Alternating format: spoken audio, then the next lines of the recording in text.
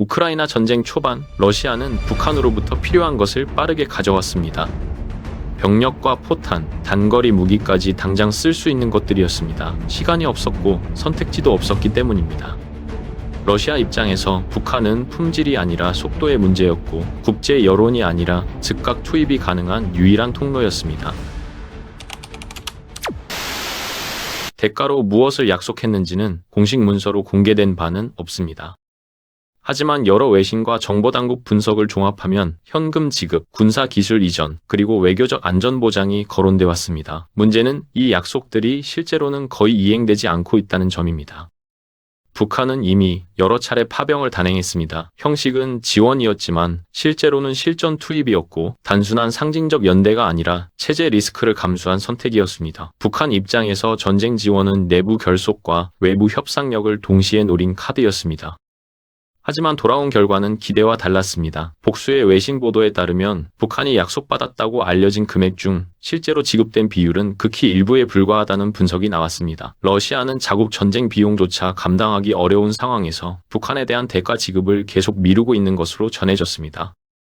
군사기술 이전 역시 마찬가지입니다. 북한이 기대했던 최신 항공, 미사일, 정밀유도 기술은 거의 넘어가지 않았고 제공된 무기 또한 이미 구형으로 분류되는 하위 체계에 가까웠다는 평가가 지배적입니다. 혈맹이라는 말과 달리 거래는 매우 냉정했습니다. 이 지점에서 북한 내부의 불만이 터져나오기 시작했습니다. 전쟁에 사람을 보냈고 무기를 내줬는데 돌아온 건 약속뿐이라는 인식이 퍼지기 시작한 겁니다. 김정은이 직접 현장을 돌며 결속 메시지를 강화하고 있다는 정황이 포착된 것도 이 시점과 맞물립니다. 겉으로 보기엔 북러 관계가 어느 때보다 끈끈해 보입니다. 공동 성명, 조약, 군사협력 강조 발언이 이어지고 있습니다. 하지만 내부를 들여다보면 이 관계는 혈맹이 아니라 외상 거래에 가깝습니다. 서로가 서로를 완전히 믿지 못하는 상태에서 버티고 있는 구조입니다. 그리고 바로 이 틈에서 러시아 쪽 계산이 달라지기 시작합니다. 전쟁이 장기화되면서 러시아가 진짜로 두려워하게 된 건 전선이 아니라 전쟁 이후의 경제 구조였습니다. 제재가 풀리지 않은 상태에서 이 체제가 얼마나 버틸 수 있는지 내부 계산이 나오기 시작한 겁니다. 러시아 경제는 지금 사실상 중국 의존 상태에 들어갔습니다. 에너지는 헐값에 팔리고 투자는 중국 기업만 남았습니다. 겉으로는 파트너십이지만 실상은 종속에 가깝습니다. 러시아 내부에서는 전쟁은 서방과 하지만 대가는 중국에 치른다는 말까지 나옵니다. 이 상황에서 푸틴에게 가장 위험한 시나리오는 명확합니다. 전쟁은 끝났는데 제재는 남고 자원은 중국이 쥐고 기술과 산업은 복구할 수 없는 상태로 굳어지는 미래입니다. 이건 패전보다 더 나쁜 결과입니다. 그래서 러시아는 전쟁이 끝난 이후를 준비해야 했습니다. 문제는 준비할 수 있는 카드가 거의 남아있지 않았다는 점입니다. 서방은 여전히 문을 닫고 있고 중국은 러시아를 경쟁자가 아니라 공급처로만 봅니다. 그 사이에서 러시아가 다시 손을 내밀 수 있는 상대가 누구냐는 질문이 나옵니다. 그 질문 끝에 다시 떠오른 이름이 바로 대한민국입니다.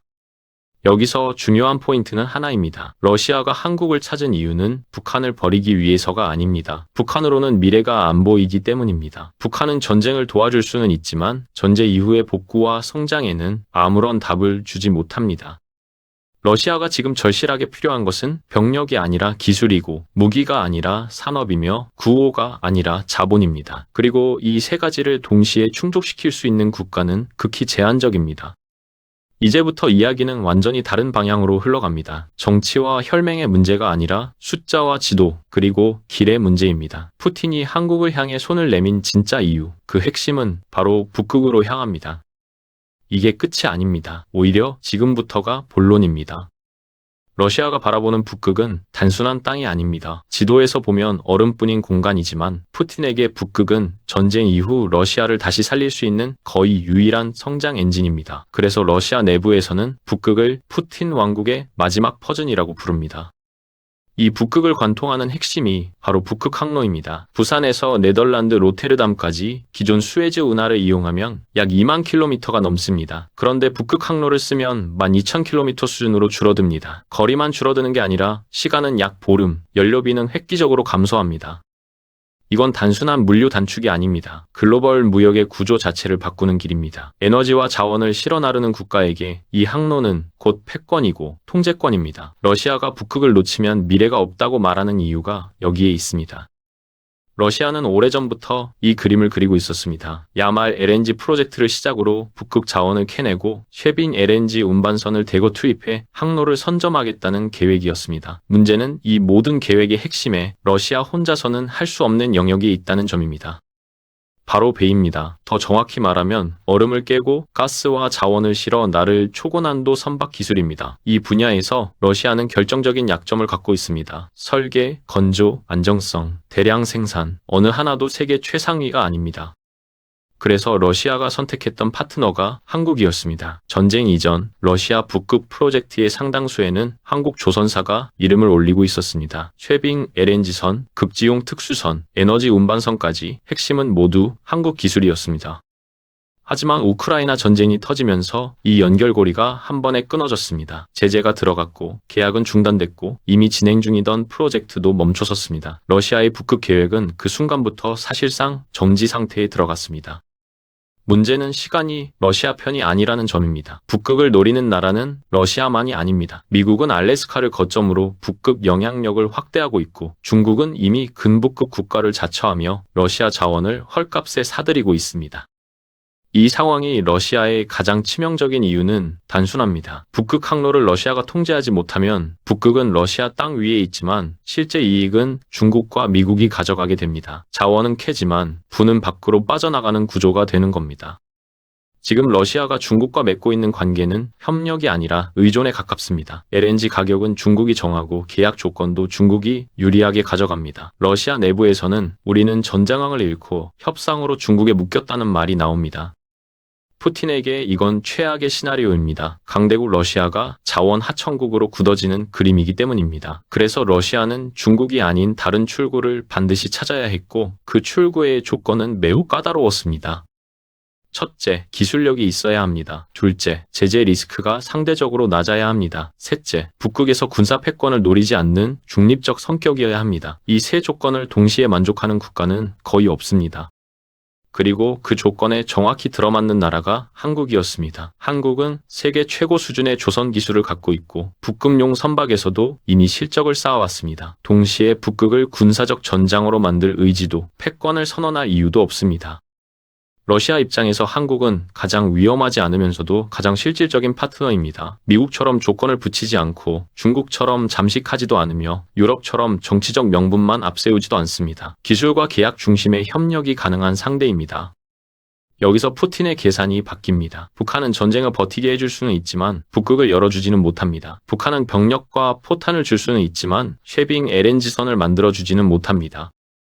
이 순간부터 러시아 외교의 우선순위가 달라지기 시작합니다. 혈맹의 언어는 뒤로 밀리고 실용의 언어가 앞으로 나옵니다. 그리고 그 신호가 바로 한국을 향한 이례적인 메시지로 나타난 겁니다. 푸틴이 과거의 실용적 파트너십으로 돌아가자 말한 이유는 분명합니다. 과거란 전쟁 이전 북극 프로젝트가 돌아가던 시기이고 실용이란 감정과 이념이 아니라 계약과 숫자라는 뜻입니다. 이 메시지가 북한을 의식하지 않은 발언일 수는 없습니다. 그래서 더 이례적입니다. 그만큼 러시아는 다급해졌다는 뜻입니다. 북한의 반응이 어떻든 지금 러시아에게 더 급한 건 북극이고 미래이고 체제 유지입니다. 결국 이 장면은 이렇게 정리됩니다. 러시아는 북한을 선택한 것이 아니라 북한으로는 끝까지 갈 수 없다는 걸 인정한 겁니다. 그리고 그 사실을 가장 먼저 드러낸 대상이 바로 대한민국입니다. 한국이 잘해서가 아닙니다. 상대 구조가 스스로 한계를 드러낸 겁니다. 혈맹은 전쟁을 버티게 했지만 미래는 계산으로만 열립니다. 이 차이는 전장에서 그대로 드러납니다. 독일 전차는 보호력은 뛰어나지만 혹한과 험지에서는 기동이 제한되고 유지 부담이 커집니다. 반면 한국 전차는 절대적인 장갑 수치보다 실제 움직임과 운용 지속성을 중시해 왔습니다. 노르웨이군이 주목한 것도 바로 이 지점이었습니다. 이론상 최고 성능이 아니라 실제로 움직이는 성능이 필요했던 겁니다. 눈과 얼음 위에서 멈추지 않는 전력, 영하 수십 도에서도 정해진 일정대로 움직이는 체계가 더 중요해졌습니다. 이 기준은 전차뿐만 아니라 포병과 미사일 체계에도 그대로 적용됐습니다. 천무는 발사 후 곧바로 이동할 수 있는 구조를 갖고 있고 고정 진지에 묶이지 않습니다. 혹한에서 오래 머무르지 않아도 된다는 점이 북유럽 환경과 잘 맞아떨어졌습니다. 여기에 운용 개념의 차이도 큽니다. 한국은 짧은 시간에 집중 타격을 가하고 빠르게 위치를 바꾸는 방식에 익숙합니다. 반면 서유럽식 체계는 비교적 안정된 전선과 보급을 전제로 설계된 경우가 많았습니다. 노르웨이 입장에서는 선택이 명확해졌습니다. 전면전이 아니라 제한된 시간 안에 결정적인 억제력을 보여줄 수 있는 전력이 필요했습니다. 천무는 바로 그 역할에 맞는 체계였습니다.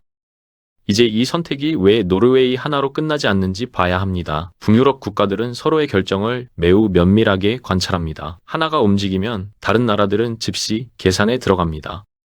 이미 북유럽에서는 공통된 흐름이 만들어지고 있습니다. 자주포는 한국산이 표준이 됐고 다연장 로켓까지 같은 계열로 맞춰지기 시작했습니다. 이렇게 되면 보급과 훈련, 정비 체계까지 하나의 생태계로 묶이게 됩니다. 이 생태계가 완성되면 그 다음은 자연스럽게 전차입니다. 같은 조건, 같은 환경에서 검증된 장비를 쓰는 게 합리적이기 때문입니다. 노르웨이의 선택은 그래서 하나의 계약이 아니라 다음 선택들을 불러오는 신호탄이 됩니다. 결국 북유럽에서 벌어지는 변화는 기술 경쟁이 아니라 구조 경쟁입니다. 누가 더 화려한 무기를 만드느냐가 아니라 누가 더 빨리, 더 확실하게 전력을 제공하느냐의 싸움입니다. 그리고 그 싸움에서 노르웨이는 이미 답을 골랐습니다. 이제 마지막으로 봐야 할 건 이 변화가 어디까지 번질 수 있느냐입니다. 그리고 이 흐름이 왜 독일과 미국 방산업계를 동시에 긴장시키고 있는지 그 이유는 지금부터 더 분명해집니다. 이 변화가 독일과 미국 방산업계를 동시에 긴장시키는 이유는 단순합니다. 노르웨이 하나를 잃는 문제가 아니기 때문입니다. 북유럽에서 한 나라가 기준을 바꾸면 그 기준은 곧바로 옆 나라의 계산표로 넘어갑니다. 독일 방산업계가 특히 민감하게 반응하는 이유도 여기에 있습니다. 레오파드 전차는 단일 국가 판매용 무기가 아니라 유럽 방산 질서를 떠받치는 상징 같은 존재였습니다. 그런데 그 상징이 납기와 환경 문제로 흔들리고 있다는 사실이 공개적으로 드러난 겁니다. 더 치명적인 건 비교 대상이 생겼다는 점입니다. 과거에는 어쩔 수 없다로 넘어가던 지연과 비용 문제가 이제는 한국은 했는데 왜 우리는 못하느냐라는 질문으로 돌아옵니다. 이 질문은 방산업체보다 정부를 더 곤란하게 만듭니다. 미국 역시 상황이 편하지 않습니다. 하이마스와 같은 미국산 무기는 여전히 강력하지만 사용 조건과 공급 구조에서 제약이 많다는 점이 노르웨이 선택을 계기로 다시 부각됐습니다. 무기는 있는데 마음대로 쓸 수 없는 구조라는 점이 문제로 떠오른 겁니다. 특히 북유럽 국가들은 자국 주권과 운용 자율성에 매우 민감합니다. 위기 상황에서 승인 절차나 정치적 변수에 묶이는 걸 극도로 꺼립니다. 노르웨이가 천무를 선택한 배경에도 이 계산이 깔려 있다는 분석이 나옵니다.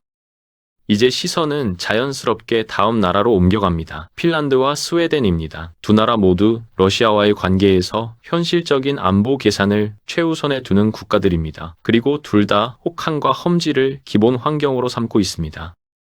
핀란드에서는 이미 전차 교체 시점을 놓고 내부 검토가 진행 중인 것으로 알려졌습니다. 당장 계약을 바꾸지는 않더라도 다음 선택은 다를 수 있다는 신호가 흘러나오고 있습니다. 이 말은 곧 한국산 장비가 검토 테이블에 올라왔다는 뜻입니다.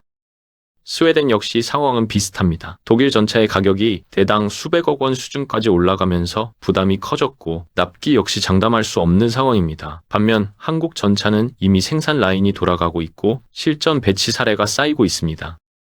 이쯤 되면 흐름은 분명해집니다. 북유럽에서 벌어지는 변화는 일회성 계약이 아니라 방산 질서의 재편입니다. 누구와 손잡느냐의 문제가 아니라 어떤 시스템을 선택하느냐의 문제로 바뀌고 있습니다. 그리고 그 시스템의 핵심은 단순합니다. 약속을 지키는가, 환경을 가리지 않는가, 위기 때 바로 쓸 수 있는가. 노르웨이는 이 세 가지 질문에 한국이 가장 현실적인 답을 내놓았다고 판단했습니다. 이제 마지막으로 남은 질문은 하나입니다. 이 흐름이 어디까지 갈 것인가입니다. 노르웨이에서 시작된 선택이 북유럽 전체로, 나아가 유럽 방산구조 전체로 번질 수 있을지 말입니다. 그리고 바로 이 지점에서 한국 방산의 진짜 의미가 드러납니다. 누군가를 이겼다는 이야기가 아니라 누군가가 스스로 한계를 드러냈다는 이야기입니다. 결국 노르웨이는 새로운 무기를 고른 게 아니라 오래된 계산을 버렸습니다. 그리고 그 선택은 이제 다른 나라들에게도 같은 질문을 던지고 있습니다. 많은 사람들이 이 이야기를 이렇게 정리하려 합니다. 한국 무기가 좋아서 팔렸다는 이야기, 기술력이 앞서서 선택받았다는 이야기 말입니다. 하지만 노르웨이 사례를 끝까지 따라오면 그 결론은 절반만 맞습니다. 노르웨이는 한국을 선택한 게 아니라 독일과 미국의 방식을 버린 겁니다. 느린 납기, 정치에 묶인 결정 구조, 환경을 가리지 못하는 설계 철학, 이 모든 걸 더 이상 감당할 수 없다고 판단한 겁니다. 이건 감정의 문제가 아니라 계산의 결과였습니다. 지금 당장 쓸 수 없는 무기는 아무 의미가 없고 위기 상황에서 허락을 기다려야 하는 무기는 전력이 아니라는 결론에 도달한 겁니다. 노르웨이는 이미 한 번 그 대가를 치렀습니다. 그래서 이번에는 달랐습니다. 명분보다 일정, 동맹보다 실전, 체면보다 생존을 우선했습니다. 그 선택의 결과가 한국 무기였을 뿐입니다.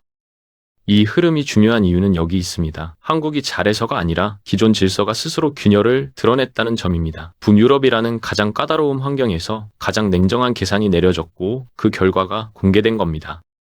앞으로 더 많은 나라들이 같은 질문을 던질 겁니다. 우리는 전쟁이 나면 지금 이 무기를 바로 쓸 수 있는가? 그리고 그 질문에 답하지 못하는 시스템은 아무리 화려해도 선택받기 어려워질 겁니다.